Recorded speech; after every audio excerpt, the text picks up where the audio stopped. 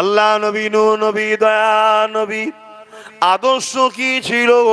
আমার নবী পাক পৃথিবীর জমিনে ইসলামের বাণী কি করে ছড়ালো? আমার নবী পাক তিনি একা মক্কা জমিনে তিনি বলে দিলেন লা ইলাহা ইল্লাল্লাহ আনা মুহাম্মদ রাসূলুল্লাহ। মক্কা জালিমা বুজুর্গ বাসাইবাতে শুরু করে তারা সবাই আমার নবী পাকের জানে দুশ্মন হয়ে গেল। এই রাসূলুল্লাহ একা মক্কা থেকে শুরু করেছে, মদিনা থেকে শুরু করেছে, 23টা বছরে তামাম পৃথিবীর জমিনে নাই সত্য সাম্য শান্তি ভ্রাতৃত্ব ভালোবাসা ইসলামের বাণী আমার নবী পৌঁছে দিয়েছে। কি করে পারলো? তরোয়াল দিয়ে, অস্ত্র দিয়ে, জোর দেখিয়ে? আরে জোর দেখিয়ে একটা ব্যক্তি কি করে পারবে? না, আমার নবী তো পৃথিবীকে জয় করেছে উসওয়াতুন হাসানা, উত্তম আখলাক চরিত্র দিয়ে। জোরে বলুন সুবহানাল্লাহ। উত্তম ব্যবহার দিয়ে, উত্তম প্রেম দিয়ে, উত্তম আখলাক দিয়ে আমার রাসূল পাক সাল্লাল্লাহু আলাইহি ওয়াসাল্লাম পুরো পৃথিবীকে জয় করেছে। তাই তো আল্লাহ কোরআনে বললেন লাকাদ কানা লাকুম ফি রাসূলিল্লাহি উসওয়াতুন হাসানা।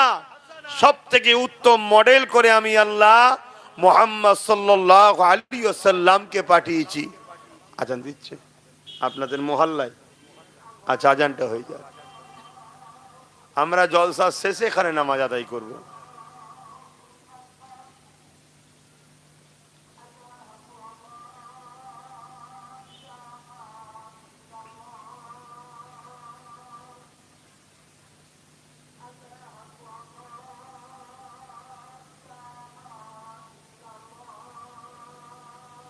আশহাদু আল্লা ইলাহা ইল্লাল্লাহ।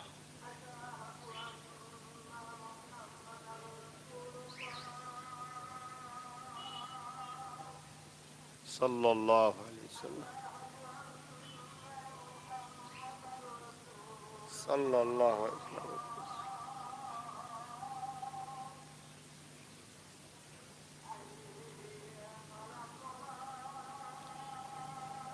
লা হাওলা ওয়ালা কুওয়াতা ইল্লা বিল্লাহ।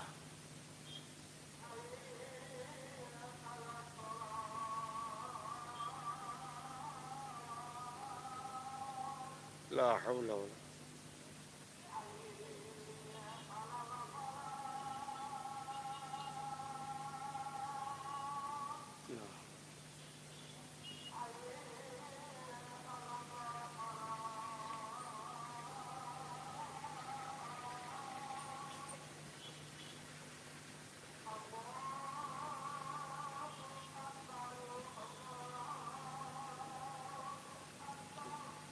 আল্লাহু আকবার, আল্লাহু আকবার।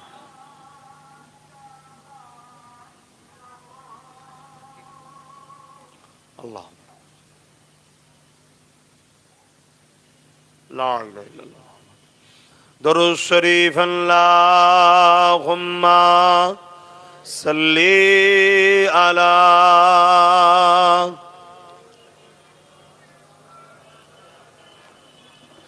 ওয়ালা আলি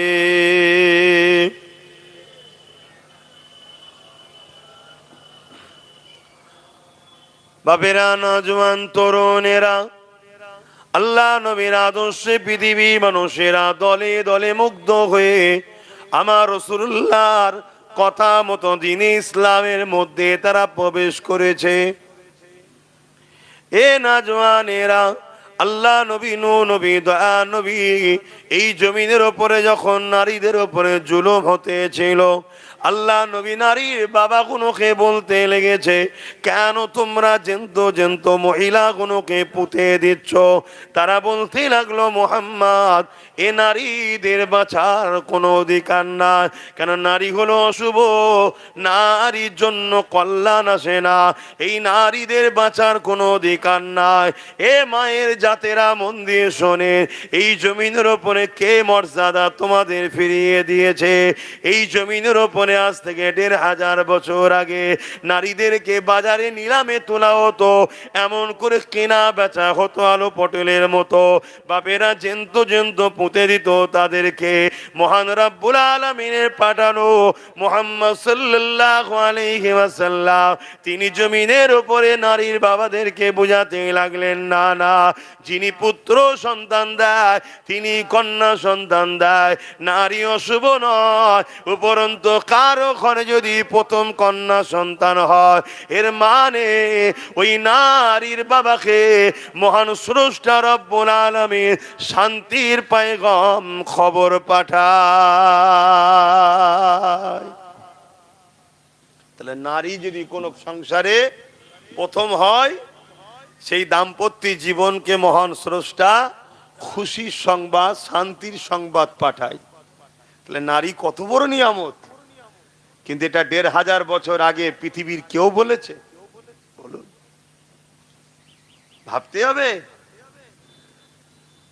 আর আজকে ১৫০০ বছর আগে সেই ইসলামের বিরুদ্ধে এত মিথ্যাচার, যে এত জঘন্যতম একটা পাপ, যে পাপের শাস্তি ইসলাম কি দিয়েছে?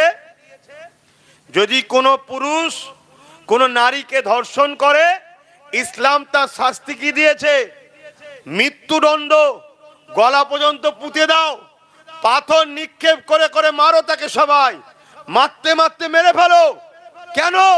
যে মায়ের জাতের সম্মান দিতে পারে না সে পুরুষ সুরাত একটা দুপায়ে পশু ছাড়া অন্য কিছু নয়, অতএব এই পশুর বেঁচে থাকার অধিকার নেই। এটা ইসলাম নারীদেরকে মর্যাদা দিয়েছে। ইসলামের আইন ধর্ষকদের জন্য মৃত্যুদণ্ড। আর আজকে ইসলামের বিরোধী করছে কারা? যাদের নিজেদের চরিত্র ঠিক নেই তারা ইসলামের বিরোধী করছে। আজকে খেয়াল করে দেখুন, যে যে রাজ্যে বিজেপি শাসন চলছে তার মধ্যে অনেকে রয়েছে ক্যান্ডিডেট হয়ে আছে, পদ পেয়ে আছে, যাদের নামে অলরেডি ধর্ষণের মামলা চলছে। খেয়াল করে দেখুন, আমার রাজ্য তো, আমার তিলোত্তমা বোন এতদিন হয়ে গেল রেপ হয়েছে, জানেন তো না? ভুলে গেছেন?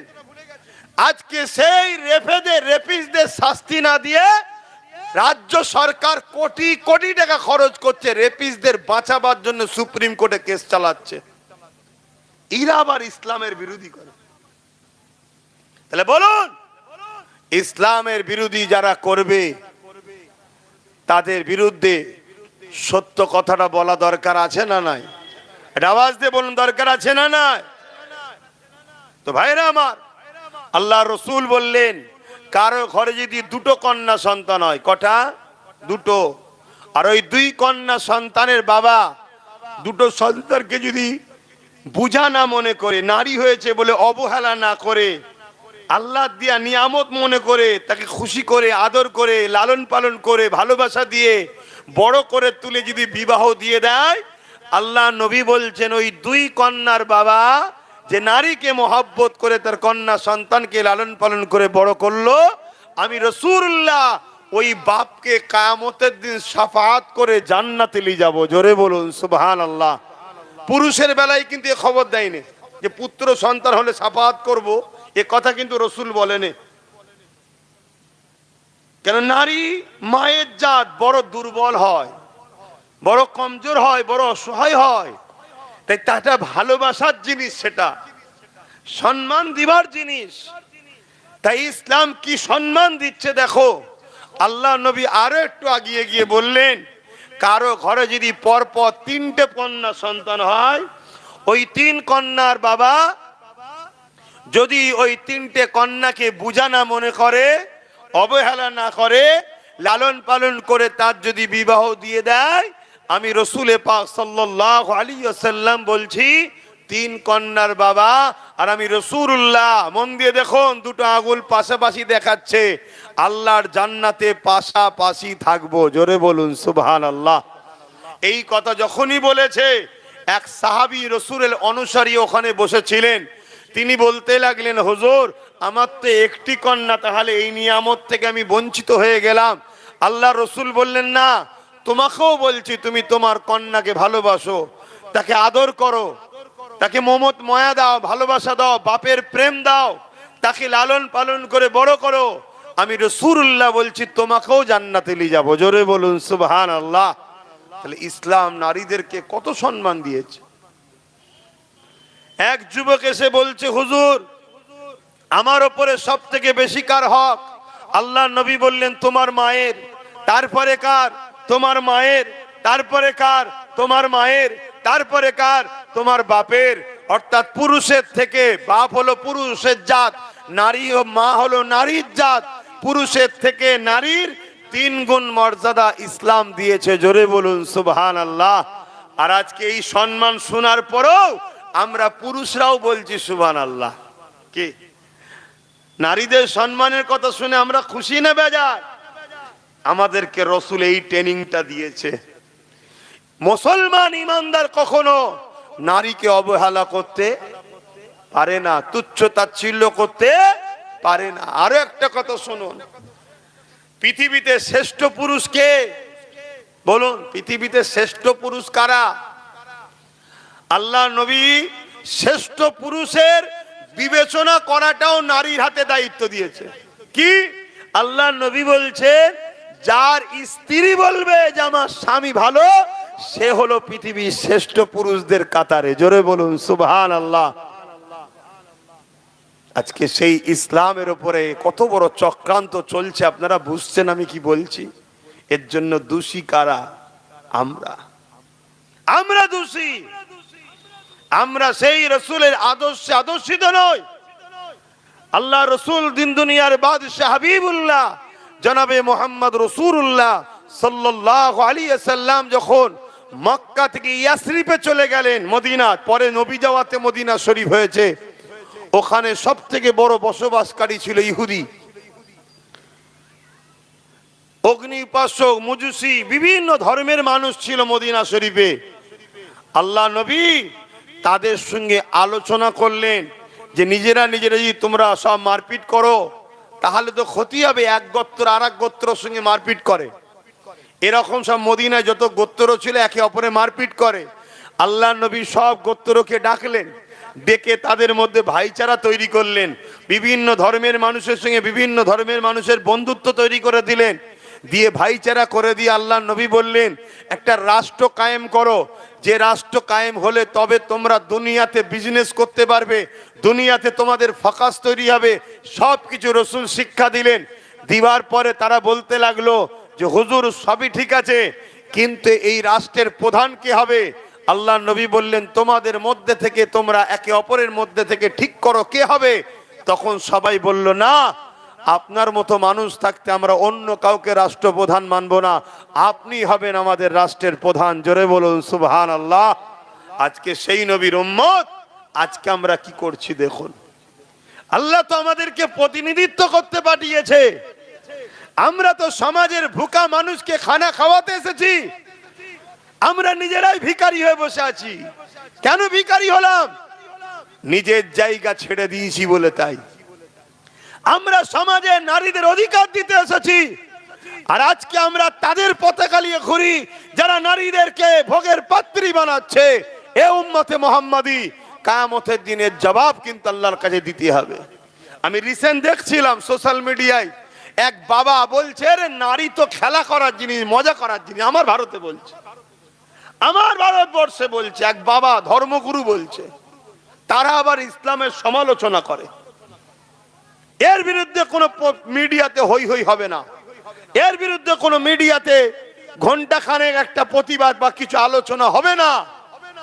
হবে ওই মুসলিম সমাজের সেজে কিছু কলঙ্কিত ছেলে আমাদের মধ্যে আছে, তাদের দ্বারা কিছু তথাকথিত রাজনীতির নেতারা তাদের রাজনীতির রুটি শাকার জন্য ভুল কাজ করাবে, সেইটা নিয়ে হই হই হবে।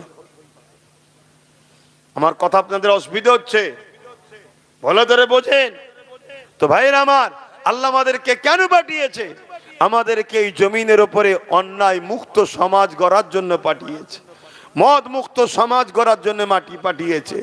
আজকে মদের কারণে কত ক্রাইম হচ্ছে, কত অ্যাক্সিডেন্ট হচ্ছে, কত পরিবার ধ্বংস হয়ে যাচ্ছে এই মদের কারণে। এই মদ মুক্ত করার জন্য আল্লাহ আমাদেরকে উম্মতে মুহাম্মাদি করে পাঠিয়েছে। আর আজকে আমরা কি করছি? মাতাল সরকারের পিছনে ঘুরে বেড়াচ্ছি। তাহলে বলুন, আল্লাহ আমাদের উপরে নারাজ হবে না হবে না? আর আল্লাহ যখন নারাজ হবে চারিদিক দিয়ে মার খেতে হবে। যার জন্য লড়াই করলাম তার হাতেও মার খাচ্ছি, আর যার বিরুদ্ধে লড়াই করেছি সে তো মারবেই, চারিদিক দিয়ে মার খেতে হবে। এখনো সময় আছে, আমার রাসূলুল্লাহ সুন্নাতে জীবন গড়ুন। আল্লাহ নবীকে চেনেন, নবী পাককে প্রিয়ার করেন, নবী পাকের আদর্শে জীবন গড়েন। আপনার ধর্মনীতি আমার রাসূলুল্লাহ যেভাবে করেছে, আপনার সমাজনীতি আমার রাসূলুল্লাহ যেভাবে করেছে, আপনার রাজনীতি আমার রাসূলুল্লাহ যেভাবে করেছে। আমার নবী যখন মদিনার রাষ্ট্রপ্রধান হয়ে গেলেন, আল্লাহ নবী মদিনার রাজনীতিতে রাষ্ট্রপ্রধানেতে সনদ তৈরি করলেন, সেখানে রাসূলুল্লাহ লিখে দিলেন, নবী আমার জানিয়ে দিলে ওই সনদের মধ্যে লিপিবদ্ধ হয়ে যায়, কেউ কখনো কারো ধর্মের উপরে জোর করবে না, আঘাত দেবে না। এ শুনছেন, আমার দেশের সংবিধান তো সেই অনুসরণ করে চলছে। এই কথা মাথায় আসছে? এ না জওয়ানেরা, এ আমার নবী পাকের প্রেমিকেরা, আল্লাহ নবী, নূর নবী, দয়া নবী তোমার আমার জন্য মডেল। সেই রাসূলুল্লাহকে চেনো, নবী পাককে প্রিয়ার করো, রাসূলুল্লাহর গোলাম হয়ে যাও, রাসূলুল্লাহকে এমন করে নিজের মডেল বলে মানিয়ে নাও, মেনে নাও, রাসূলুল্লাহকে সম্মান করো, তাজিম করো। আমার রাসূলুল্লাহ হলেন আমাদের একমাত্র নেতা, আর আমার রাসূলুল্লাহকে আল্লাহ কি শানওয়ালা লিডার বানিয়েছিল শোনো। শুধু জমিনে নয়, তামাম কায়নাতের উপরে আল্লাহ তিনাকে রাজত্ব করার পাওয়ার দিয়েছে। আমার রাসূল পাক সাল্লাল্লাহু আলাইহি ওয়াসাল্লাম এমন সময় একদিনে দেখা যায় চাঁদের দিকে উংলির ইশারা করেছে, চাঁদ দু টুকরো হয়ে গেছে, সূর্যের দিকে উংলির ইশারা করেছে, সূর্য আবার পুনরায় ফিরে এসেছে। যার আগুনের ইশারায় চাঁদ দু টুকরো হয়, যার আগুনের ইশারাতে সূর্য পুনরায় ফিরে আসে, এই রকম ব্যক্তিত্ব তিনি হবে আমাদের একমাত্র মডেল। অন্য কাউকে মডেল বানাওনি, তাহলে দুনিয়া তো ধ্বংস হচ্ছে, আখিরাত তো ধ্বংস হয়ে যাবে। শুনছেন তো আপনারা? কি নিয়ামত আল্লাহ আমার নবীকে করেছে। আমার রাসূল পাক সাল্লাল্লাহু আলাইহি সাল্লাম যখন সূর্যের দিকে ইশারা করেছে, সূর্য পুনরায় ফিরে এসেছে, পৃথিবীর কেউ আছে পারবে? কথা বলে। আজকে সেই নবীর বিরুদ্ধে যারা কথা বলে, জানতে হবে এরা সত্যের কাছে পরাজিত হয়ে যাচ্ছে, তাই হিংসা বশত এরা বিরোধী করা ছাড়া দ্বিতীয় কোনো রাস্তা খুঁজে আর পাচ্ছে না।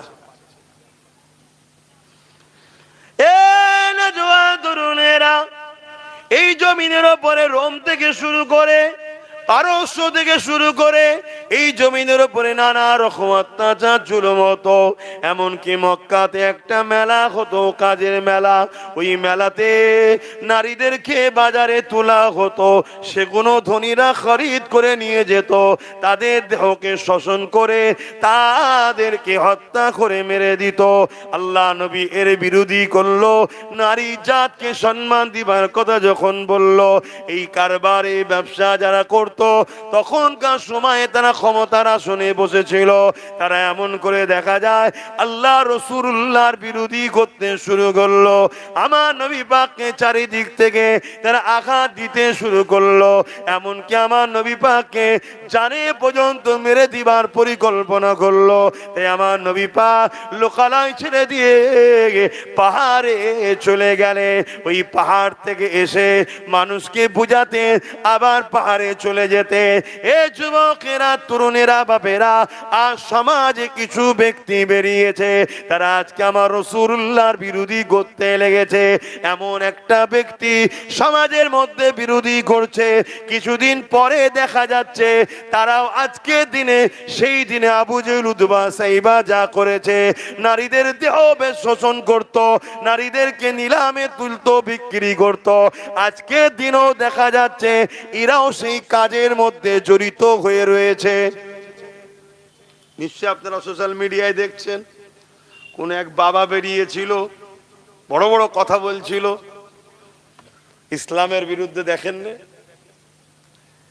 যে মুসলমানদের তো আমি টেনশন দিতে এসছি, দাড়িওয়ালা টুপিওয়ালাদের টেনশন দিতে এসছি, লাস্টে দেখা যাচ্ছে সেই বাবারই আড্ডাখানা যেখানে থাকে সেটা খোঁজ নিয়ে দেখা যাচ্ছে নাবালিক সব বাচ্চা ভর্তি, তাদের দিয়ে নোংরা কাজ করাতো, এই সব ধান্দা ইনকাম করাতো।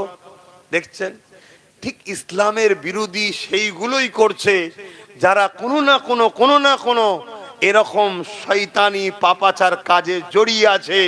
তাদের ভয় হচ্ছে ইসলামের আলোতে আমাদের 2 নম্বরই ধান্দানা বন্ধ হয়ে যায়, তাই তারা ইসলামকে মিটাতে চাইছে।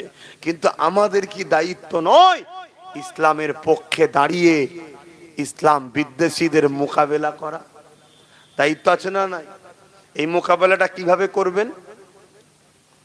এই মোকাবেলাটা কিভাবে করবেন? সর্বপ্রথম মোকাবেলা হলো আমি ইসলামের আদর্শে জীবন গড়ব। ইসলাম যে খাদ্যকে অপছন্দ করে আমি সে খাদ্য খাবো না। ইসলাম ঘুষকে অপছন্দ করে, আমি ঘুষ দেবো না, ঘুষ লবো না। ইসলাম নেশাকে অপছন্দ করে, আমি নেশা জাতীয় দ্রব্য বিক্রি করব না, নেশা জাতীয় দ্রব্য খাবো না। ইসলাম যেগুলোকে অপছন্দ করেছে সেগুলোকে ত্যাগ করতে হবে, যেগুলোকে বাস্তব ইসলাম পছন্দ করে সেগুলোকে জীবনের মধ্যে আনতে হবে। প্রথমে যদি নিজে ইসলামের রঙে রঙিন হই তাহলে দেখবেন এমনি এমনি হাজারো জালিম শেষ হয়ে যাবে। প্রথম কাজ হলো এটা। দ্বিতীয় কাজ হলো আমার নবী সাহাবা হুজুররা যেভাবে জালিমদের বিরুদ্ধে লড়াই করেছে আমাদেরকেও লড়াই করতে হবে না? হবে না? আওয়াজ দিয়ে বলুন, করা দরকার আছে না না? আর এখানেও একটা কথা বলে যায়, মনে রাখবেন, আমার রাসূলুল্লাহ কোনোদিন কোন ধর্মের বিরুদ্ধে লড়াই করেনি, এটা মাথায় রেখে দেবেন।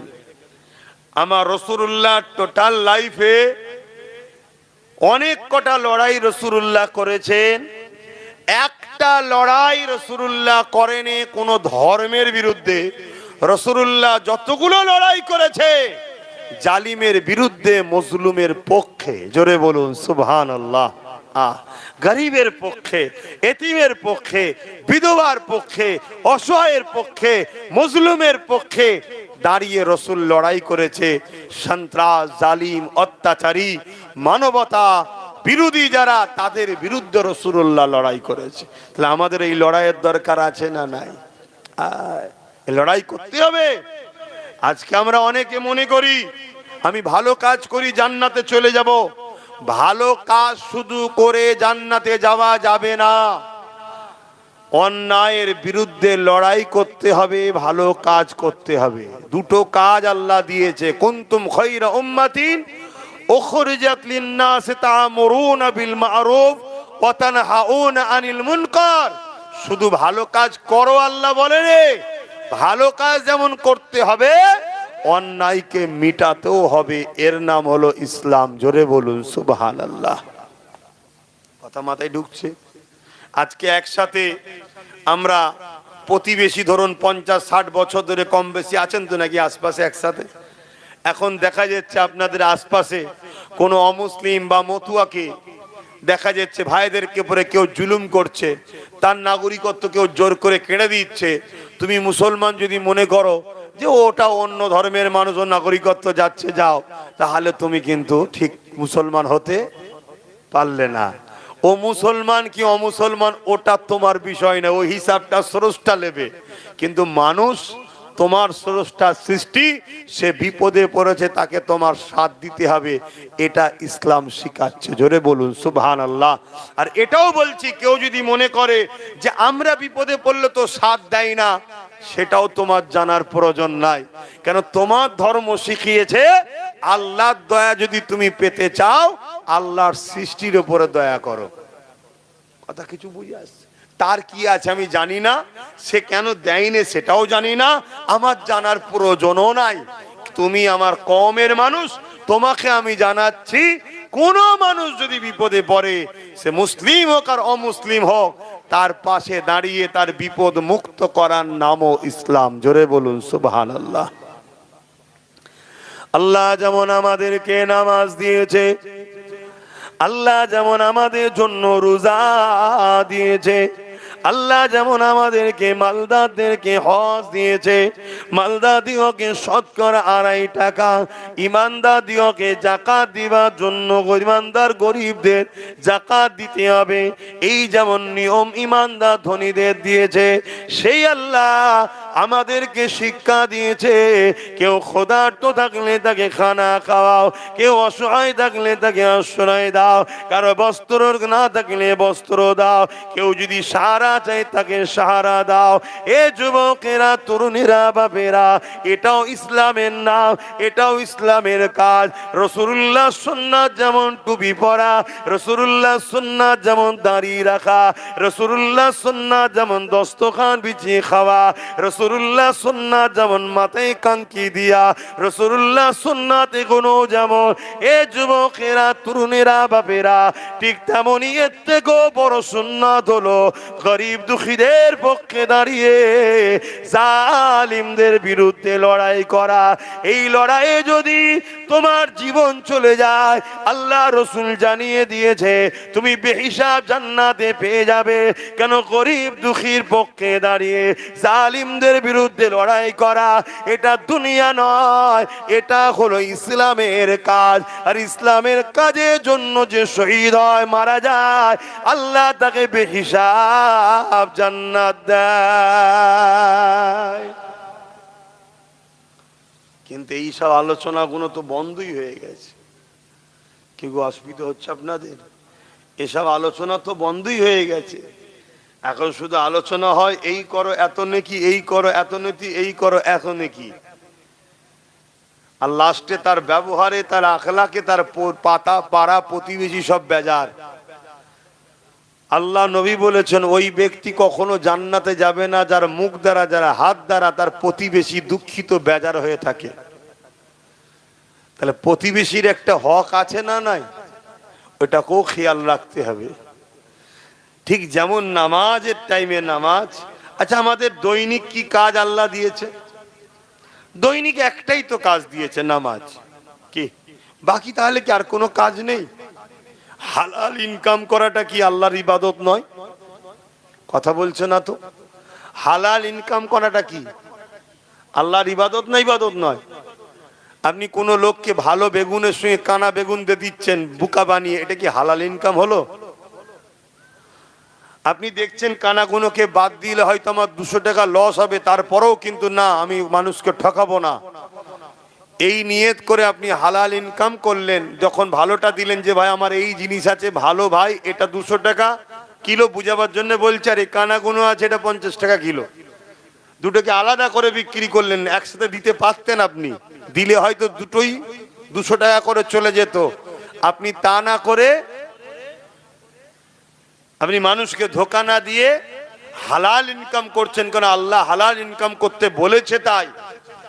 তাহলে ওই ইনকামটাও যতক্ষণ করবেন, এই পথে যতক্ষণ থাকবেন, এটাও জেনে রাখবেন আপনি আল্লাহর ইবাদতের মধ্যেই আছেন, আল্লাহর রাস্তাতেই আছেন। জোরে বলুন সুবহানাল্লাহ। আমার কথা লিতে পাচ্ছেন তো নাকি? না হুজুরের ছেলে বলছে বলে শুধু এক ধারতে লিজেচ্ছেন? আপনি ধরুন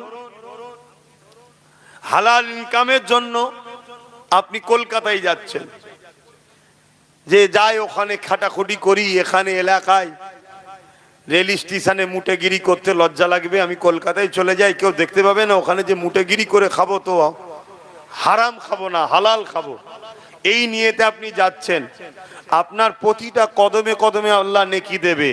আপনি যদি হেঁটে না যান, গাড়িতে যাবেন, গাড়িতে যত রাস্তা যাচ্ছেন, যত কদম হবে, প্রত্যেকটা কদমে আল্লাহ নেকি দেবে। যতক্ষণ আপনি হালাল ইনকামের রাস্তায় থাকবেন, জানবেন আল্লাহর রাস্তায় আছেন। এই অবস্থা যদি মরণ হয়, এটা আল্লাহর রাস্তাতেই মরণ হলো। জোরে বলুন সুবহানাল্লাহ। তাহলে এটাও তো ইসলাম নাকি? হ্যাঁ, কোন বিমার আপনার গ্রামের কেউ আছে, বিমার, প্রতিবেশীর কেউ বিমারে পড়েছে, আপনি তাকে দেখতে যাচ্ছেন, এটা কি আল্লাহর রাস্তায় নয়? এটা কি ইসলাম নয়? এতে কি নেকি নাই? হ্যাঁ, আল্লাহ কিয়ামতের দিনে একদল বান্দাকে উঠাবে, উঠিয়ে জিজ্ঞেস করবে কোথায় যাবে। তারা বলবে আল্লাহ জান্নাতে যাব, নামাজ পড়েছি, রোজা রেখেছি, আপনার ইবাদত করেছি, আমি জান্নাতে যাব। আল্লাহ পাক বলবে বান্দা, দুনিয়ায় যখন আমি বিমারে ছিলাম তোরা আমাকে কি দেখতে এসেছিলিস? বান্দা তো অবাক হয়ে যাবে। আজকে আমরাও তো অবাক হয়ে যাব। কি আল্লাহর আবার কি বিমার হয়? আল্লাহুস সামাদ, তিনি সমস্ত দুর্বল, সমস্ত কমজোর, সবকিছুর থেকে তিনি মুখাপেক্ষী, কিছু জিনিসের নয়, মুখাপেক্ষীহীন। কথা বুঝে আসছে? তাহলে সেই আল্লাহ কিয়ামতের দিন বলবে, আমি যখন বিমারে ছিলাম তোরা কি আমায় দেখতে এসেছিলিস? বান্দা তো অবাক হয়ে যাবে, আল্লাহ আপনার আবার বিমার হয় কি করে? আপনি তো বিমার থেকে পবিত্র। আল্লাহ বলবে জানি, কিন্তু তোদের গ্রামের অমুক যখন বিমারে ছিল, অমুক যখন ছিল, তুই কি দেখতে গিয়েছিলিস? তুই যদি তাকে দেখতে যেতিস, ওটা আমার বান্দাকে দেখতে যাওয়া হতো। আমি আল্লাহ আমার বান্দার জন দেখতে যেতিস, আমার জন্যই যাওয়া হতো। জোরে বলুন সুবহানাল্লাহ। তাহলে আমরা কি বিমারীদের দেখতে যাই? ভাবুন, কিয়ামতের দিনে আল্লাহ কিছু বান্দাকে বলবে তোমরা কোথায় যাবে? তারা বলবে জান্নাতে যাব। আল্লাহ বলবে আমি যখন ক্ষুধার্ত ছিলাম খেতে দিয়েছিলিস, আজকে জান্নাত চাইছিস? আবার বান্দা বলবে আল্লাহ আপনার আবার খিদে লাগে, এটা তো জানতাম না। আল্লাহ বলবে কেন? তোর গ্রামে গরিব ছিল, এতিম ছিল, তারা খেতে পেত না, তুই কি কখনো খোঁজ নিয়েছিস? তাদের খাবার দিয়েছিস?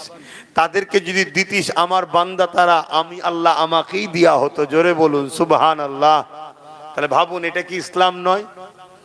কিন্তু এগুলো আমরা ছেড়ে দিয়েছি। তো আমাদের মধ্যে ভাইচারা, আত্মীয়তা, নিজের মহান প্রতিবেশীর মধ্যে ভালোবাসা, নিজের কমের ওপরও ভালোবাসা আমাদের উঠে গেছে। একে অপরের সহযোগিতা করা, একে অপরের পাশে দাঁড়ানো সব বন্ধ হয়ে গেছে। আত্মীয়তা তো শেষ হয়ে গেছে। আমি আমার কথাও বলছি, আমি অবশ্য জ্বালায় আত্মীয়তা করতে পারি না। আমি সময় কোথা পাই? রাত্রিরে ঢুকি 9টা, 10টা, 11টায়, আর সকালে রেডি হয়ে বেরোতে হয় 11টা, 12টায়। তো সময় কোথা পাচ্ছি? আত্মীয়তা করারও সময় পাইনি। কিন্তু কত মারাত্মক খারাপ জিনিস। হ্যাঁ, কিন্তু কি করব? মানুষ জলসা একটা করে করলে মানুষের সঙ্গে সময়ও দেওয়া যায়, একটু ভালো করে কথা বলা যায়, আরো কাজ হয় না। দুটো করে করছি, তাও বলছি একটু হাজিরি দিলেই হবে। আরেকটা লেন। কথা বুঝে আসছে? আল্লাহ মাফ করেন, বলুন আল্লাহুম্মা আমিন। আত্মীয়তা করতে হবে। মনে রাখবেন, আত্মীয়তা যে করে তার হায়াত আল্লাহ বরকত দেয়। জোরে বলুন সুবহানাল্লাহ। যদি হায়াতের বরকত চান, আত্মীয় স্বজনের বাড়ি যাবেন, কুটুমের বাড়ি যাবেন, বাপকুল, মাকুল, দাদুকুল, দাদিকুল যে আত্মীয় স্বজন আছে তাদের বাড়ি যাবেন, একটু বসবেন, দুটো কথা বলবেন। যদি আল্লাহ অর্থ দেয়, আপনি যদি গরিব হন, কিছু নজরানা দিয়ে এলেন, কিছু ফল কিনে নিয়ে গেলেন, তার মন খুশি হয়ে যাবে। সে দোয়া করবে আল্লাহ তোর হায়াত দারাজ করুক। এটাই বলবে তো? হ্যাঁ, আত্মীয়তা করবেন, মানুষের কাছে যাবেন। আল্লাহ আমাদের সকলকে দিন বুঝার তৌফিক দিক, রাসূল পাক সাল্লাল্লাহু আলাইহি সাল্লামকে চিনার আল্লাহ তৌফিক দান করে। বলুন আল্লাহুম্মা আমিন। আমার নবী পাক সাল্লাল্লাহু আলাইহি সাল্লাম তিনি সমস্ত মানুষ শুধু নয়, সমস্ত মখলুককে ভালোবেসেছেন। জোরে বলুন সুবহানাল্লাহ। আল্লাহ নবী কেমন ছিলেন একটা ছোট্ট কথা বলি। আল্লাহ নবী একদিন এক পথ দিয়ে যাচ্ছে, রাসূলুল্লাহর কানে একটা সালামের আওয়াজ আসলো, যে সালামটা কোনো মানুষের কথা নয়। এ নওজওয়ানেরা, আল্লাহ নবী সমা মখলুকাতের নবী ছিলেন, এই জন্য তিনি তামাম মখলুকাতের ভাষা বুঝতেন। হযরতে নবী সুলাইমান আলাইহিস সালামকে আল্লাহ তামাম মখলুকাতের নবী করেছিলেন, এই জন্য তিনিও সমস্ত মখলুকের ভাষা বুঝতেন। সমস্ত নবীদের মধ্যে যে মুজিজা আল্লাহ দিয়েছে, ওই মুজিজাগুলো আল্লাহ আমার রাসূলুল্লাহর মধ্যেও দিয়েছে। তার থেকে আরো 70 গুণ বেশি মুজিজা আমার রাসূলুল্লাহকে আল্লাহ দিয়েছে। তে আমার নবী পাক একদিন রাস্তা দিয়ে যেতেছিলেন, দূর থেকে একটা জঙ্গল ঝোপের ভেতর থেকে একটা সালামের আওয়াজ আমার নবী পাকের কানে এলো। আসসালাতু আসসালামু আলাইকা ইয়া রাসূলুল্লাহ হাবিবাল্লাহ, এই বলে সালামের আওয়াজ আসতে লেগেছে। আল্লাহ নবী যেদিক থেকে আওয়াজ আসে ওই দিকে নবী আমার আগিয়ে গেলে, আগিয়ে গিয়ে কাছে গিয়ে দেখতে লেগেছে একটা হরিণী বাঁধা রয়েছে, তার গলাতে শিকল লাল দড়ি লাগানো রয়েছে। ওই হরিণীটা আমার রাসূলুল্লাহকে আবার সালাম দিলে নবী পাক বলতে লাগলেন, কি ব্যাপার, কি বলছো তুমি? সেই হরিণী তখন কাঁদো কাঁদো চোখে বলে, ইয়া রাসূলুল্লাহ হাবিবাল্লাহ, আমার ভাষা দুনিয়ার কেউ বুঝবে না, আর আমার ব্যথা দুনিয়ার কেউ বুঝবে না, কিন্তু আমার ভাষাও ব্যথা আপনি বুঝতে পারবেন, কেন আপনি হলেন রাহমাতাল লিল আলামিন। রাহমাতাল লিল আলামিন, তামাম আলমের জন্য রহমত, তামাম আলমের মধ্যে যারা আছে সবার জন্য রহমত।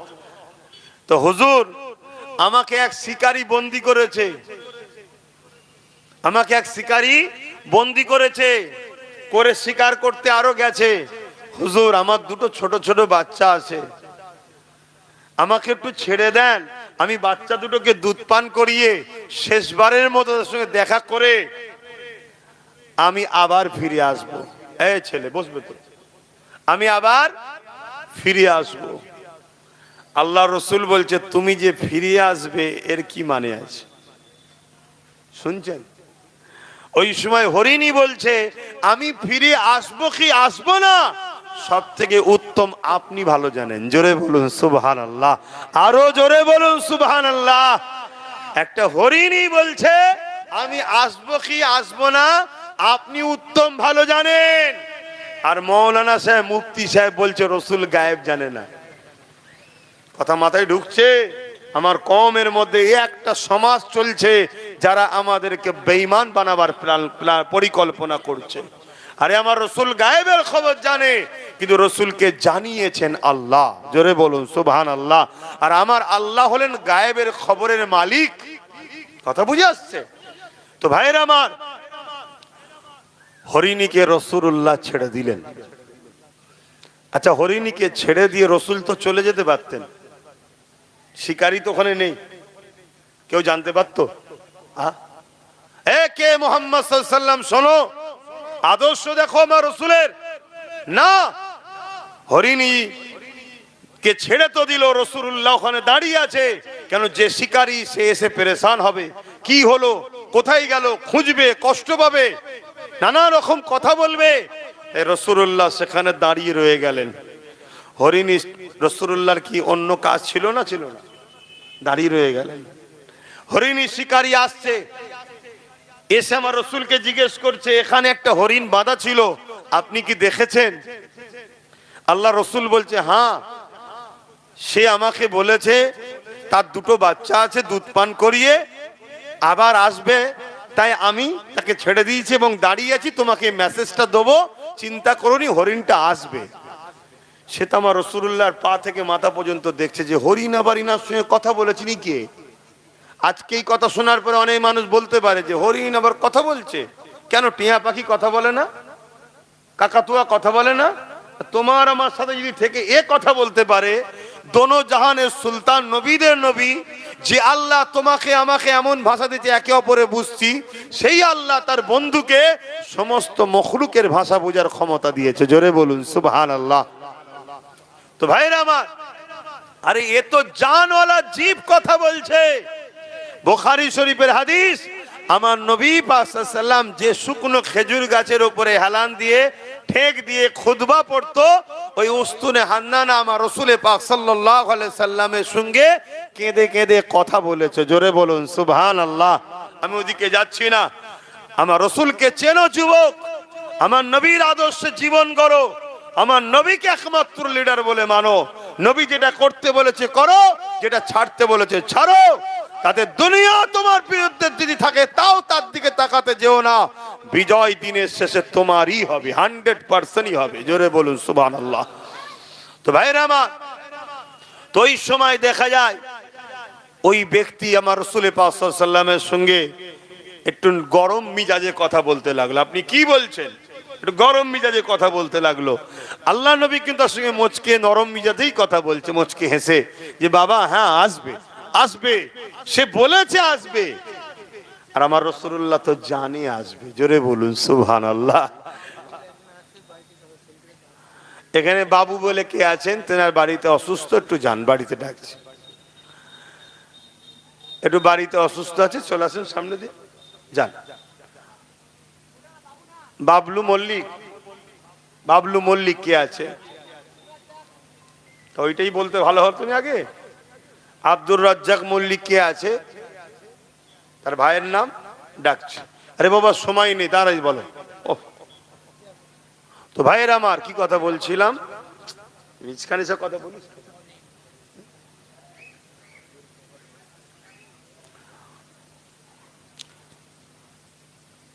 কি কথা বলছিল? আমি বহুত দুনিয়া, মানুষটা ছোট আর লোড অনেক, কথা বুঝলে? মানুষটা ছোট, লোড অনেক। একটু লাইন ক্রস হয়ে গেলে আবার ফিরে আসতে গন্ডগোল হয়ে যায়, অন্য লাইনে তার লেগে যায়। আল্লাহ রসুলকে ও একটু মিজাজের সঙ্গে কথা বলছে। রসুল তখন বললেন, আমার রসুল্লাহ তখন বললেন, যদি হরিণ না আসে আমি তো চলে যাচ্ছি না, হরিণের পক্ষে থেকে আমি নিজে জিম্মেদার হচ্ছি, আমি জিম্মেদার হচ্ছি। তুমি বিনিময় চাও বিনিময় দেবো, আর নচেত যেভাবে বলবে আমি হরিণের পক্ষে থেকে জামিনদার হয়ে নিজেকে জিম্মেদার করলাম। আহ বলুন সুবহানাল্লাহ, একটু বলুন না সুবহানাল্লাহ। দেখো একটা অবলা পশু তাকে ছেড়ে দিয়ে চলে যেতে পারতো, সেখানে দাঁড়িয়ে থেকে হরিণের পক্ষ থেকে রসুল নিজেকে জিম্মেদার করছে যে আমি আছি, তো আমি জামিনদার হচ্ছি তার। ভাবুন, যাকে আল্লাহ দোনো জাহানের বাদশা বানিয়েছে, দোনো জাহানের সুলতান, যে যার জন্য জান্নাত তৈরি, যার শরীরের পাসিনা গোলাপ ফুলের পাপড়ি থেকে যে খুশবু বেরোচ্ছে তার পাসিনার ওসিলাই বেরোচ্ছে, সবকিছু যার নূর থেকে তৈরি, সেই নবী পাক সাল্লাল্লাহু আলাইহি ওয়াসাল্লাম তিনি দাঁড়িয়ে আছে। আহা, এমন সময়েতে দেখা যাচ্ছে ওই শিকারী তখন একটু ঠান্ডা হয়েছে। কিছুক্ষণ অপেক্ষা করার পর হরিণী তখনও আসছে না। শিকারী আবার বলছে, দেখো হরিণ কখনো চলে গেলে জঙ্গলের পশু ছড়া দেয়, কেউ কি কারো জানকে দেয় নাকি? আবার আল্লাহ রসুল বলছে, দেখো বাবা আসবে বলেছি, আসবে, জোরে বলুন সুবহানাল্লাহ। হঠাৎ করে দীর্ঘক্ষণ কেটে যাবার পর ওই শিকারী দেখতে লেগেছে হরিণীটা শুধু একা আসছে তা নয়, সঙ্গে দুটো ছোট ছোট বাচ্চা, যে দুটো বাচ্চার কথা বলেছিল দুধ পান করিয়ে চলে আসবো, সেই দুটো বাচ্চাও সাথে আসতে লেগেছে, এবং বাচ্চা দুটো বড় আনন্দে খুশিতে আসতে লেগেছে, এবং হরিণীও আগে আগে আসতে লেগেছে। এই দৃশ্য দেখে শিকারী উঠে দাঁড়িয়ে আমার রাসূলুল্লাহকে তাজিম করতে লেগেছে। কেন? তিনি তখনও জানতেন না, এ যুবকেরা, তরুণেরা, বাপেরা, ওই সময় হরিণী এসে হাজির হয়ে যায়। ইয়া রাসূলুল্লাহ, হাবিবাল্লাহ, আমি ফিরে এসেছি, কথা দিয়েছিলাম। আল্লাহ নবী বলেছিলেন বাচ্চা দুটোকে ভালো করে দুধ পান করিয়ে দাও। ওই সময় হরিণী বলতে লেগেছে, ইয়া রাসূলুল্লাহ, হাবিবাল্লাহ, আমি যখন বাচ্চা কোনকে গিয়ে বললাম বাবা আমি শিকার হয়ে গেছি, আমাকে বন্দী করা হয়েছে, রাসূলুল্লাহ জামিন করে দিয়েছে আমাকে, তিনি দাঁড়িয়ে আছে, না জানি জালিম শিকারী তার সঙ্গে দুর্ব্যবহার করতে পারে। বাবারে তোমরা দুধ পান করে নাও, আমি ফিরে তাড়াতাড়ি যেতে চাই। যখনই শুনেছে বাচ্চা দুটো আপনি জিম্মেদার হয়ে মাকে ছেড়েছে, ইয়া রাসূলুল্লাহ, হাবিবাল্লাহ, আমার বাচ্চা দুটো দুধ পান করতে চায় না। তারা বলতে লেগেছে, মারে কি ভুল করে ফেললে, কাকে জামিনদার করে রেখে এসেছো, যার জন্য কায়নাত আল্লাহ বানিয়েছে, কত বড় অন্যায় হয়ে গেছে, জলদি করে চলেন মা, দুধ পান করবো না, জলদি করে চলে। ইয়া রাসূলুল্লাহ, হাবিবাল্লাহ, এই বাচ্চা দুটো দুধ পান করে নে। এ যুবকেরা, তিনি হলেন মুহাম্মদ রাসূলুল্লাহ। তিনি তোমার আমার নেতা, যিনি আজ রওজা মুবারকে তোমার আমার জন্য কাঁদছে। মনে রেখে দিও মুহাম্মদ সাল্লাল্লাহু শুধু মুসলমানদের নয়, তিনি মানুষ্য জাতির জন্য রাসূল হয়ে এসেছে। মুহাম্মদ রাসূলুল্লাহ যতটা মুসলমানদের ততটা সমস্ত ধর্মের মানুষের তিনি। কিন্তু তুমি আমি তিনাকে উস্তাদ বলে রাসূল বলে যদি মেনে নি, বা যে মানবে সেই কিন্তু দুনিয়া আখিরাতের নাজাত পেয়ে যাবে। মুসলমান ঘরে জন্ম হয়ে রাসূলকে যদি মডেল হিসাবে না মানে সে নাজাত পাবে না।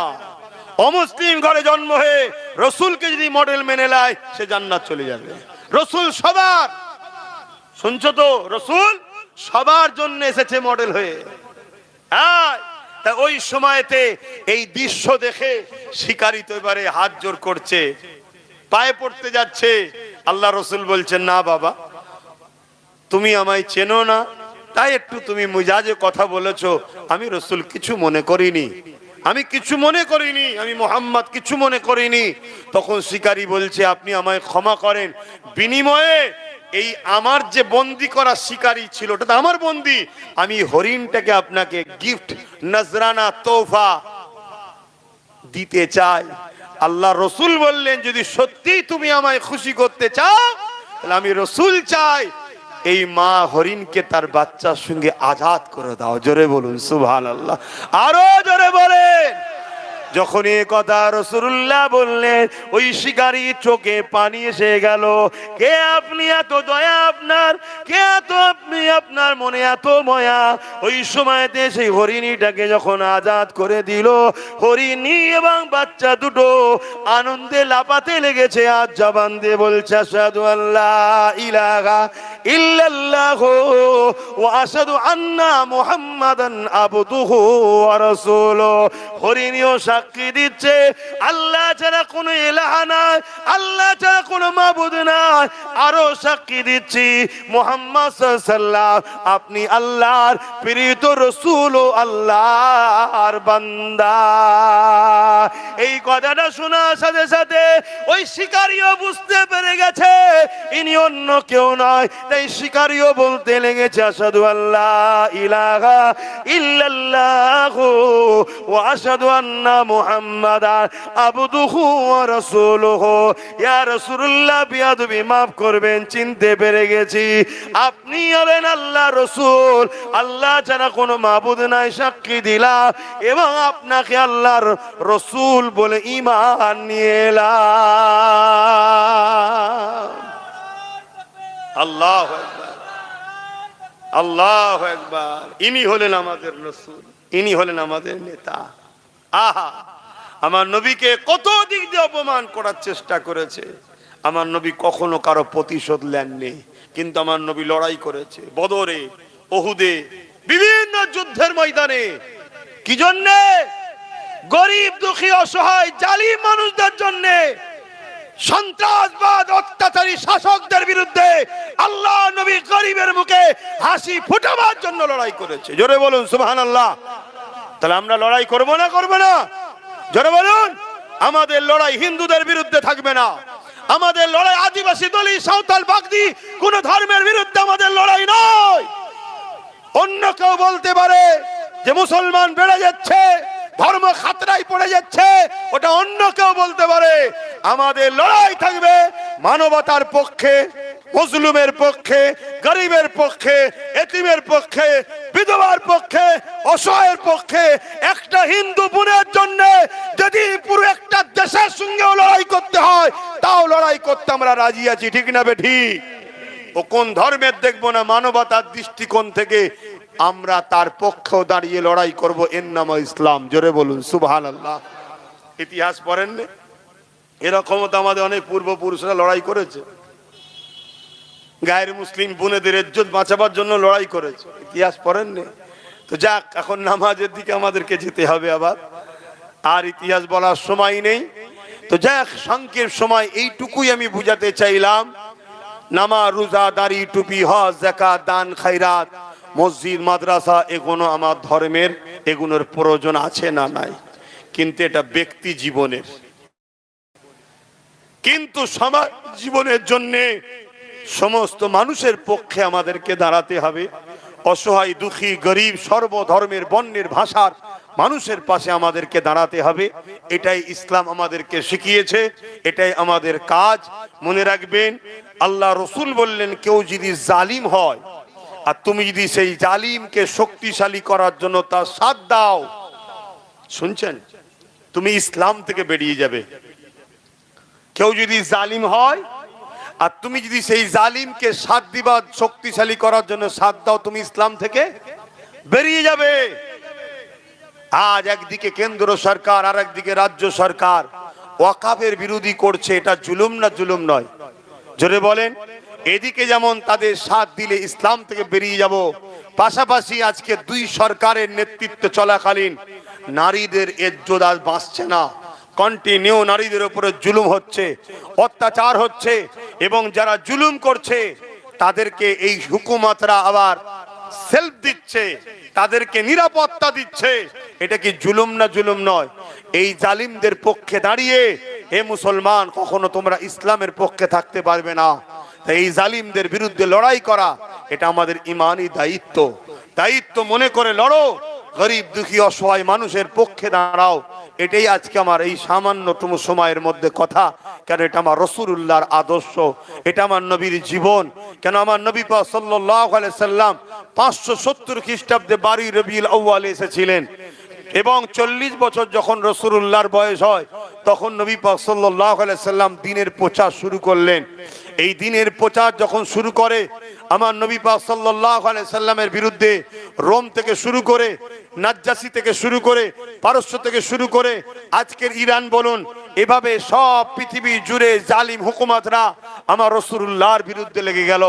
আমার নবী পাক সাল্লাল্লাহু আলাইহি সাল্লাম ইনসাফের পক্ষে, মানবতার পক্ষে, গরিবের পক্ষে, সম্প্রীতি, মানব প্রেমের পক্ষে, সাম্যের পক্ষে আমার রাসূল পাক সাল্লাল্লাহু আলাইহি সাল্লাম দাঁড়ালেন।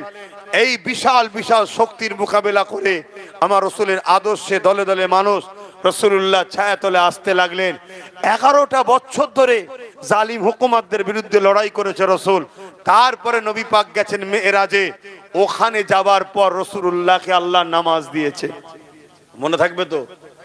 তাহলে আগে জঙ্গল পরিষ্কার করতে হবে, সমাজের অন্যায়, অত্যাচার, জুলুম, রাহাজানি, দুর্নীতিকে বন্ধ করতে হবে। আজ বড় দুঃখ লাগে, এই সমাজের এতিমরা আজকে কত অবহেলিত, এতিমদের উপরে কত অত্যাচার করা হচ্ছে। অথচ রাসূলুল্লাহ বলছে, কেউ যদি এতিমদের মাথায় হাত বুলায়, সেজন্য আমি রাসূলুল্লাহ আমার মাথায় হাত বুলালো। জোরে বলুন সুবহানাল্লাহ।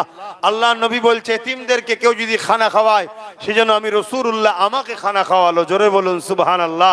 কেউ যদি এতিমদের পরনের কাপড় দেয়, সেজন্য আমি রাসূলুল্লাহ আমাকে কাপড় দিল।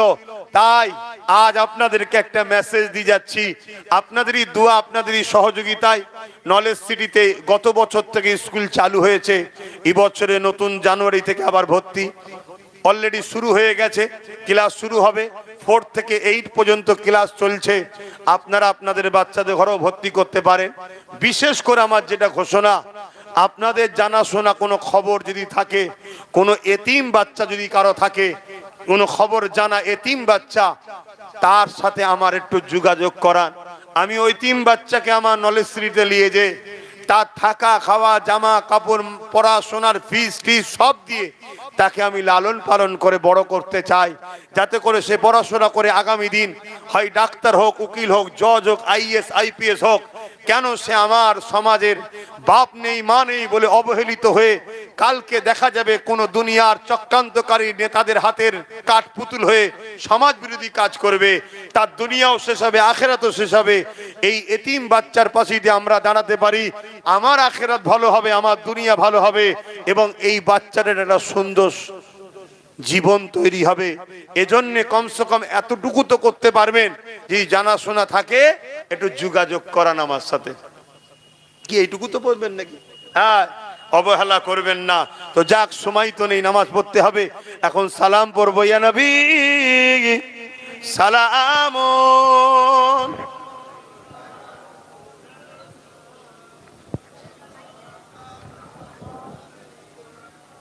তুমি প্রতি বছর মাইক দাও, এই বছর আমি সেটিং করেছো কেন?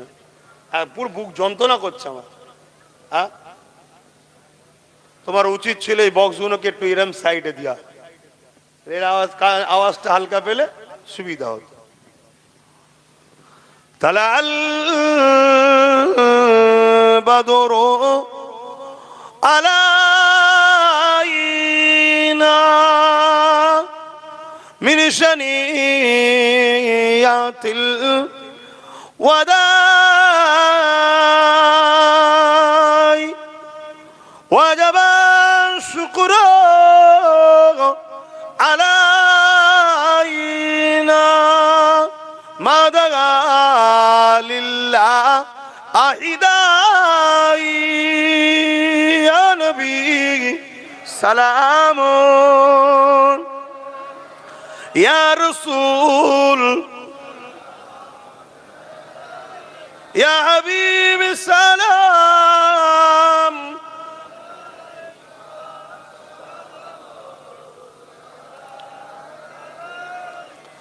জিবরাইল দিলে যে আওয়াজ, খুলে দাও আসমা আনির দুয়ার, এসেছে নবী ঈদের সরদার, করিতে আল্লাহ আরো দিদার, ইয়া নবী সালামুন ইয়া রাসূল ইয়া হাবিব সালাম সালাওয়াতুল্লাহ। সকলে গায়ে গায়ে বসে, সময় বড় সংক্ষেপ, তারপরও একটা কথা না বলে গেলে নয়, সেটা বলে লাগে কেন, এটা দায়িত্ব আছে। আমার নামে নানা রকম মিথ্যাচার চলছে, আমার ফটোকে এআই করে কাটিং করা হচ্ছে, বিকৃত করা হচ্ছে, তারপরে আমার অজকে কাটিং করে সমাজের বুকে ছোট ছোট করে ছাড়ছে, যার মানেটা বানানটা মানেটাই ভুল হয়ে যাচ্ছে বা উদ্দেশ্যটাই ভুল হয়ে যাচ্ছে। তার মধ্যে একটা কথা আপনারা নিশ্চয়ই শুনেছেন, প্রায় জায়গায় বলি, আজকেও বলছি। একটা ছোট্ট বক্তব্য ছেড়েছে আব্বাস সিদ্দিকী, বলছে টিএমসি কে ভোট দেওয়া হারাম, ভোট দিলে ইমান চলে যাবে। শুনেছেন আপনারা? আওয়াজ দেন, শুনেছেন তো? এটা কিন্তু এইটুকু বলিনি আমি, অনেক বড় কথা আছে। আর অ্যাকচুয়ালি আমি বলেছি কি সেটা জানতে হবে। অ্যাকচুয়ালি আমি বলেছি মুসলিম শরীফের একটা হাদিসের কথা এবং ওয়াকাফ সম্পদকে নিয়ে বলেছি। আমি বলেছি মুসলিম শরীফের হাদিসের মধ্যে আছে, আল্লাহ রসুল বলছেন অন্যায় দেখলে হাত দিয়ে রোকো, অর্থাৎ অন্যায়কে হাত দিয়ে রুখে দাও, অন্যায় করতে দিও না, হাত দিয়ে রুখে দাও। যদি হাতে রুখতে না পারো মুখ দিয়ে প্রতিবাদ করো, যদি মুখে প্রতিবাদ করতে না পারো অন্তর থেকে ঘৃণা করে সরে যাও। এই অন্তর থেকে ঘৃণা করে সরে যাওয়া এটাও ঈমান আছে, কিন্তু দুর্বল। তাহলে অন্যায় দেখলে এই তিনটের মধ্যে কোনোটা যদি আপনার মধ্যে না থাকে তাহলে আপনার মধ্যে ঈমান নেই। অন্যায় হচ্ছে হয় হাত দিয়ে রুখবে, যদি এই খসলত না থাকে, এই গুণ না থাকে, তাহলে মুখ দিয়ে প্রতিবাদের গুণ থাকা দরকার। তাও যদি না হয় অন্তর থেকে ঘৃণা করে দূরে সরে যাওয়া দরকার। তা না করে আজ কেন্দ্র সরকার ওয়াকাফ কালা কানুন তৈরি করেছে, মসজিদ মাদ্রাসা কবরস্থান ঈদগাহ খানকা ওয়াকাফ কেলে নিতে চাইছে। এটা ঠিক করছে না অন্যায় করছে? এই যেমন এসআইআর করে আজকে বহুত মানুষের নাম বাদ দিয়ে সব ইদিক উদিক হচ্ছে না, হয়নি? এটা ঠিক করছে না অন্যায় করছে? ঠিকভাবে তো হয়নি, ঠিকভাবে যদি হতো আলাদা কথা, এ তো মানুষের উপর জুলুম করা হচ্ছে। তো যাই হোক, এই যে ওয়াকাফকে যে মিটিয়ে দিতে চাইছে, অন্যায় করছে, তাহলে রাসূলুল্লাহর হাদিস, তাহলে হাত দিয়ে রোকো, যদি হাত দিয়ে রুখতে না পারো মুখ দিয়ে প্রতিবাদ করো, তা না পারো অন্তর থেকে ঘৃণা করে দূরে সরে যাও। কিন্তু তা না করে কোনো মুসলমান যদি বিজেপিকে ভোট দেয় তার ঈমান থাকবে? এ কথা বলছেন না কেন? আমি তো এইটা বলেছি, কিন্তু এইটাকে কেটে বাদ দিয়ে দিয়েছে, এটা দেয়নি, দিয়েছে পরের অংশটা। তারপর আমি কি বলেছি, ওই কেন্দ্র সরকারের বিরুদ্ধে যখন আমরা আন্দোলন করতে নামবো বা নেবেছি, রাজ্য সরকারের পুলিশ, রাজ্য সরকার আমাদেরকে জেলে দিয়েছে, আমাদের অনেককে কেস দিয়েছে, অনেককে আবার বলেছে দিল্লি গিয়ে আন্দোলন করো, বলেছে না বলেনি? এটা ঠিক করেছে না অন্যায় করেছে? তাহলে অন্যায় দেখলে হাত দিয়ে রুখতে হবে। তাহলে হাত দিয়ে রুখতে না পারো, মুখ দিয়ে প্রতিবাদ করো। মুখ দিয়ে প্রতিবাদ না করো, অন্তর থেকে ঘৃণা করো। তা না করে যদি কোনো মুসলমান এই ওয়াকাফের বিরোধী সরকারকে যদি ভোট দেয়, তার ঈমান থাকবে? এইটা তো আমি বলেছি, আমি এটা বলেছি। রাজ্য সরকার বলছে কোরআন শেষ হয়ে যাবে, উন্নতি শেষ হবে না। কোরআন কি শেষ হয়ে যাবে? কোরআন শেষ হয়ে যাবে। যে বলেছে ঠিক বলেছে না অন্যায় করেছে, তাহলে এর কথাকে ফেরত দিতে হবে, না অন্তে প্রতিবাদ করতে হবে। মুখ দিয়ে প্রতিবাদ করতে হবে, হাত দিয়ে রুখতে হবে, না হয় অন্তর থেকে ঘৃণা করে সরে যেতে হবে। তা না করে কোরআন মিটে যাওয়া যে বলবে, তাকে যদি কোনো মুসলমান ভোট দেয়, তার ঈমান থাকবে? আমাদের বক্তব্য এইটা ছিল, কিন্তু পুরোটা না দিয়ে আগের অংশ কেটে এইটুকু শুধু দিয়েছে, দিয়ে ছেড়েছে, যাতে করে আমাকে মানুষ ভুল বোঝে। কিন্তু মনে রাখবেন, আগেই বললাম, আল্লাহ রসুল বলেছে যে জালিম হবে জানার পরে তাকে যদি কেউ সাথ দেয় শক্তিশালী করার জন্য, সে ইসলাম থেকে বেরিয়ে যায়। যে ইসলাম থেকে বেরিয়ে যায় তার ঈমান থাকে। কথা বলেন। সতর্ক করার দায়িত্ব ছিল, সতর্ক করেছি, আজকেও করলাম। একটু বুঝে বুঝে কাজ করুন। এখন আমার শেষ কথা জানতে চাইছি, কেন্দ্র সরকার ওয়াকাফকে মিটাতে চাইছে হ্যাঁ কি না? এটা আওয়াজ দিয়ে বলুন সবাই। মিটাতে চাইছে তো? এটা ঠিক করছে না জুলুম করছে? রাজ্য সরকার কেন্দ্র সরকারের ওই আইনকে মেনেছে না মানেনি? তাহলে রাজ্য সরকার ঠিক করলো না জুলুম করলো আমাদের সাথে? তাহলে ওয়াকাফের বিরুদ্ধে রাজ্য সরকার হ্যাঁ কি না? বলুন বলুন বলুন। তাহলে কেন্দ্র সরকারও ওয়াকাফের বিরুদ্ধে, রাজ্য সরকারও ওয়াকাফের বিরুদ্ধে। যারা আমার ওয়াকাফের বিরুদ্ধে মসজিদ মাদ্রাসা মিটাতে চায়, তারা জালিম না জালিম নয়? আর জালিম যদি কোনো মুসলমান শক্তিশালী করার জন্য ভোট দেয়, তার ঈমান সে ইসলাম থেকে বেরিয়ে যাবে না যাবে না? মিশকাত শরীফের হাদিস, রাসূলুল্লাহর কথা, এটা জানাবার দায়িত্ব ছিল, জানালাম। এই জায়গায় দাঁড়িয়ে থেকে ওয়াকাফকে বাঁচাবার জন্যে নবী বংশের আওলাদ নওশাদ সিদ্দিকী লড়ছে, সুপ্রিম কোর্টে কেস পর্যন্ত এখনো চালাচ্ছে। সেই নওশাদের সাথ দেওয়া দরকার আছে না নাই? তাই আপনাদেরকে বলে যাচ্ছি, তার সাথ দেবেন। কথা শেষ। আসুন দোয়া চাইব আল্লাহর কাছে। সকলে একটু তওবা পড়ি। বিসমিল্লাহির রহমানির রহিম। আল্লাহ তাআলা, আমি জানা অজানা, ইচ্ছা ও ইচ্ছা সকল গুনাহ হইতে তওবা করিতেছি। আস্তাগফিরুল্লাহ রব্বি মিন কুল্লি যামবি ওয়া আতুবু ইলাইহি। আশহাদু আল্লা ইলাহা ইল্লাল্লাহু ওয়াহদাহু লা শারীকা লাহু ওয়া আশহাদু আন্না মুহাম্মাদান আবদুহু ও রাসূলু। লা ইলাহা ইল্লাল্লাহ মুহাম্মাদুর রাসূলুল্লাহ সাল্লাল্লাহু আলাইহি ওয়াসাল্লাম। 5 ওয়াক্ত নামাজ পড়বেন, এক মাস রোজা রাখবেন, বাপ মার খেদমত করবেন, হালাল খাবেন, হারাম থেকে দূরে থাকবেন, বড়দের সম্মান ছোটদের স্নেহ করবেন। দেশটা ধ্বংস হয়ে যাচ্ছে, খেয়াল রাখেন। শত শেষ কথা, গুনার মাপ আছে। ইসলামের যদি ক্ষতি করেন আর ক্ষতিকারকদের সঙ্গে দল করেন, মাপ নাই। আল্লাহুম্মা আমিন। আয় আল্লাহ, হাবিবের খাতির